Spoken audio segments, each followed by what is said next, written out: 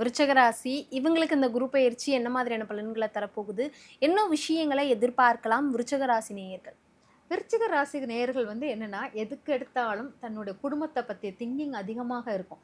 அதேமாரி வருமானத்த பற்றிய பேச்சுக்கள், எண்ணங்கள் அதிகமாக இருக்கும். ஆனா, எல்லாமே முன்னேற்றமும் வளமையான வாழ்க்கையை நோக்கி பயணிக்கும் இந்த குரு பயிற்சி.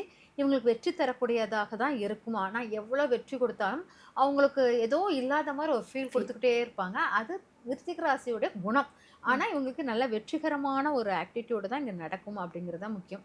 குடும்பம் முக்கியமாக இவங்களுக்கு குடும்பத்தில் ஒரு நல்ல பேர் உருவாகும் அப்படிங்கிறது. எல்லாருமே இவர குடும்பத்தில ஒரு சாஃப்ட்டான நேச்சர். பேசுனா நல்லா பேசுவாரு, இல்லாட்டா அமைதியா ம். இருப்பாரு. அந்த மாரி தாட்ஸ் அதிகமாக இருக்கும் அப்படிம்பாங்க. அதனால இந்த விருச்சிக ராசிக்காரர்களுக்கு தொட்டதெல்லாம் தொடங்கக்கூடியதாக இந்த வருஷம் ஃபுல்லாவே இருக்கும். கவனமாக இருக்க வேண்டியது நரம்பு சார்ந்த விஷயமும், ஃப்ரெண்ட்ஷிப் சார்ந்த விஷயத்தில் கவனமாக இருக்கணும். ஆனா எல்லா விஷயமுமே இவருக்கு பாசிட்டிவாக ஓகே இது நண்பர்கள் கவனமாக இருக்கும்னு சொல்லுவோம். ஆனா நண்பர்களால் சில நன்மைகளும் உருவாக்கி வச்சுக்குவாரு. அந்த மாரி குணங்கள் அவருக்கு இந்த விருச்சிக ராசிக்காரர்களுக்கு இருக்கும். ஆனா விருச்சிக ராசிக்காரர்களுக்கு தாயால் நன்மை உருவாகும். குடும்பத்தினுடைய உறவுகள் நல்லா இருக்கும்.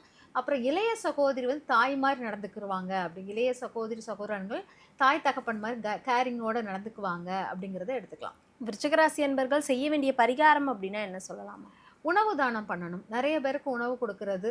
முதல்ல இவங்க சாப்பாட்டின் அளவு குறைவா இருக்கும். இந்த விருச்சிக ராசிக்காரர்களுக்கு இந்த 1 வருஷம் சாப்பாட்ட கண்ட்ரோல் பண்ணிக்கிட்டு, டயட்ல இருக்கணும் அப்படிங்கிற மாரி இருப்பாங்க. அந்த டயட்ல இருக்கிற உணவுகளை தானம் கொடுக்கணும் முக்கியமானது.